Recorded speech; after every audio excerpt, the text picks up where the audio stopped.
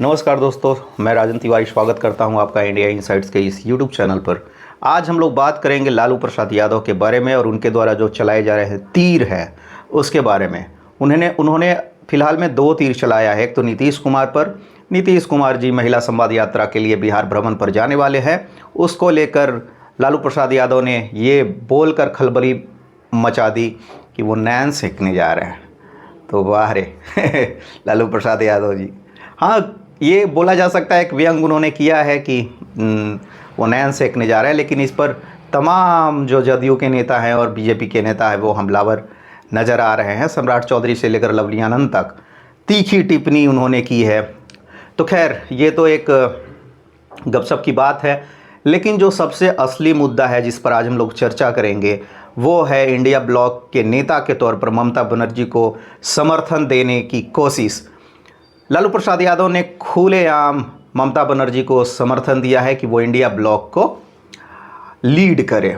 India block यानी कि कांग्रेस और तमाम जो छोटी छोटी पार्टियां हैं जो बीजेपी के खिलाफ हैं, विरुद्ध है, उनका महागठबंधन। आखिर ऐसा क्यों है?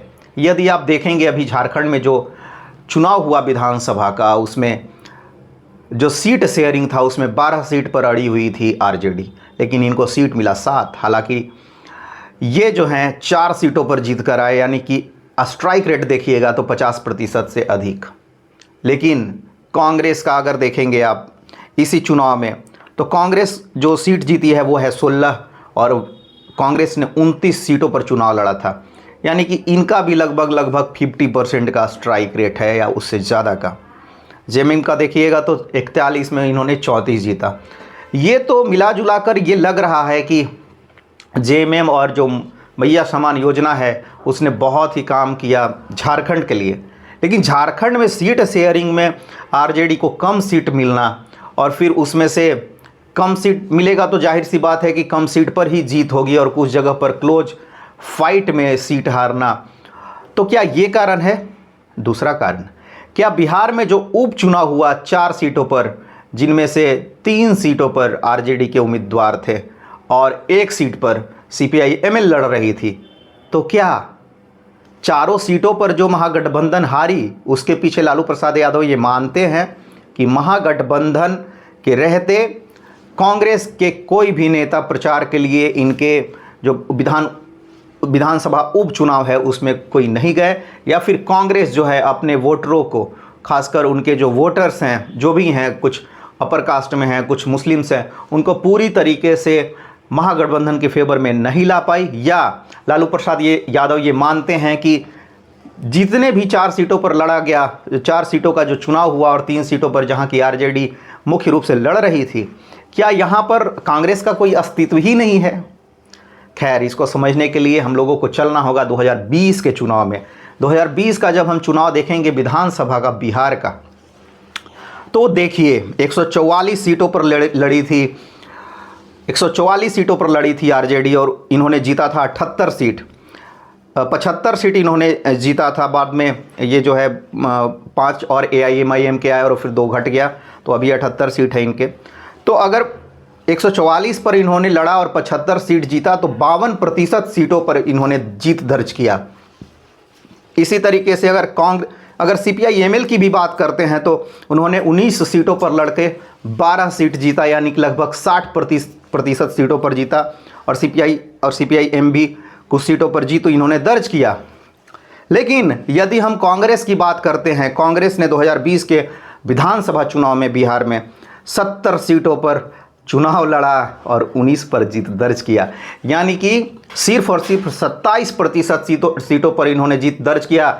यदि ये 50% सीटों पर जीत दर्ज करते तो ये जो 110 सीट आया था महागठबंधन को, मात्र 12 सीटें और चाहिए थी सरकार बनाने के लिए। अगर इनको 16 सीटें और आती कांग्रेस को तो निश्चित रूप से सरकार पिछली बार ही बन जाती। तो लालू प्रसाद यादव क्या ये सशंकित हैं? पिछले बार जो विधानसभा का चुनाव हुआ था बिहार में और जिस तरीके से कांग्रेस अड़ी हुई रह गई कि हम 80 सीट चाहिए, हमको 90 सीट चाहिए, बाद में वो 70 सीटों पर मानी, लेकिन 70 सीटों पर अपनी वो जो है नैया डुबा कर बैठ गई और मात्र उन्होंने जीते 19 सीट। तो कहना होगा कि पिछली बार के चुनाव से भी सबक लिया है। या फिर लालू प्रसाद यादव जो हरियाणा में चुनाव हुआ, जो अभी महाराष्ट्र में जो हार मिली, क्या उससे सबक लेकर ये कुछ न कुछ कह रहे हैं? सोचना होगा फिर से एक बार। देखिए है क्या बात कि महाराष्ट्र में भी जिस तरीके से धाराशायी हुई है महाआघाड़ी, यानी कि महाआघाड़ी महापिछाड़ी बन गई, महायुति आगे निकल गई। आप देखिएगा तो महाआघाड़ी ने जिस तरीके से अपना जो है नेतृत्व कुशलता देते हुए प्रचार प्रसार किया था, वो जो है वोट में तब्दील नहीं हो पाई। लालू प्रसाद यादव का कहीं ना कहीं ये भी नज़र हो सकता है कि जो नेतृत्व क्षमता है राहुल गांधी में वो कमज़ोर पड़ रही है। तो बहुत सारे सवाल हैं। लालू प्रसाद यादव का सक्रिय होना अचानक से बहुत कुछ कहता है और पूरा गहमा गहमी है मीडिया में और मीडिया के तमाम संस्थानों में, क्योंकि लालू यादव राजनीति की बहुत बारीक समझ रखते हैं और बिहार के परिप्रेक्ष्य में यदि वो कुछ कर रहे हैं तो इसका सीधा असर बिहार के विधानसभा चुनाव पर पड़ेगा। तो क्या CPI-ML को वो ज़्यादा सीट देना पसंद करेंगे? क्या वो कांग्रेस को आउट करना चाहते हैं? यदि वो कांग्रेस को आउट करना चाहते हैं तो मुस्लिम वोट बैंक पर कितना प्रभाव पड़ेगा, ये भी देखना दिलचस्प रहेगा।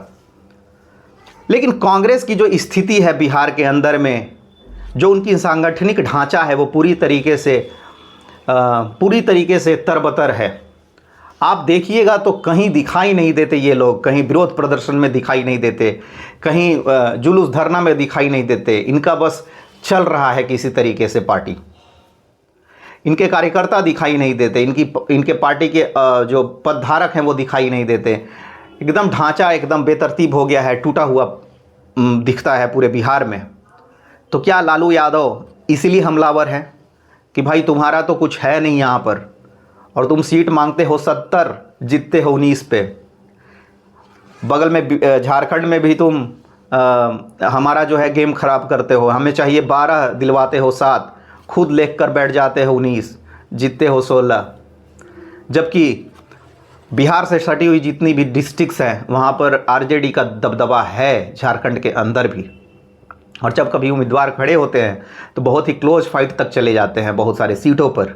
और कहीं ना कहीं एक तबका भी है झारखंड के अंदर में लालू प्रसाद यादव को जो लगातार वोट करते आया है बिहार विभाजन के बाद भी। और बिहारियों की भी संख्या है उसमें से, खासकर बैकवर्ड बिहारियों की संख्या, वो भी अगर RJD का कहीं झंडा दिखता है तो उनको वोट करती है। तो कहीं ना कहीं तो वोट प्रतिशत है RJD का, जिसके कारण इन्होंने 12 सीट मांगा था। उपचुनाव में जिस तरीके से हार मिली है और जिस तरीके से फिर से अभी MLC का जो उपचुनाव हुआ इसमें भी RJD की करार हार मिली है RJD को। तो ये सारा जो समीकरण देखने में आ रहा है और जिस तरीके से विधानसभा चुनाव में ध्वस्त होते दिख रहे हैं राहुल गांधी, और राहुल गांधी का रणनीति जिस तरीके से ध्वस्त होते हुए दिख रहा है, तो कहना तो यही होगा कि इन सारे समीकरणों को बिठा के दिमाग में और लालू प्रसाद यादव ने तीर चला दिया है। और ये तीर निशाने पर तो लगेगा ही, क्योंकि विधानसभा चुनाव है और उसके लिए आने वाले अगले महीने से या फरवरी से सीट शेयरिंग पर तो बात शुरू हो ही जाएगा। तो क्या ये दाव है कि हम आपको 30 से 40 सीट से ज़्यादा नहीं देंगे, क्योंकि आपकी औकात है नहीं जीतने की, आप सीट लेते हैं और सीट हमको जिता कर देते नहीं हैं। यदि पिछली बार की बात की जाए तो कांग्रेस 27% सीट जीती और 9.48% इनको वोट मिला। 19 सीटों के साथ में इन्होंने जीत दर्ज किया। 70 सीट इन्होंने लड़ा। 70 सीट का मतलब होता है कि लगभग 30% सीट पर इन्होंने फाइट किया, लगभग 30%, 25 से 30% के बीच में, और इनको मात्र वोट मिले 9.48%। तो कहना होगा कि बहुत ही मतलब एक दुर्भाग्यपूर्ण स्थिति है कांग्रेस के लिए। तो कांग्रेस का यहाँ कोई जनाधार नहीं है, ऐसा दिखता हुआ प्रतीत पिछले चुनाव में हुआ था। और जिस तरीके से कांग्रेस अपना सीट शेयरिंग को लेकर अड़ी रहती है, तो लालू यादव ने उसी का जो है एक नुस्खा बोल सकते हैं, एक रामबाण खोज निकाला है। और उन्होंने ऐसा जगह प्रहार किया है जिसकी गूंज अगले 3-4 महीनों तक सुनाई देती रहेगी। और सीधे प्रहार राहुल गांधी पर, सीधे प्रहार कांग्रेस पर, सीधे प्रहार बिहार की राजनीति पर। तो ये है हमारा आज का रिपोर्ट, आज का विश्लेषण। बहुत बहुत धन्यवाद।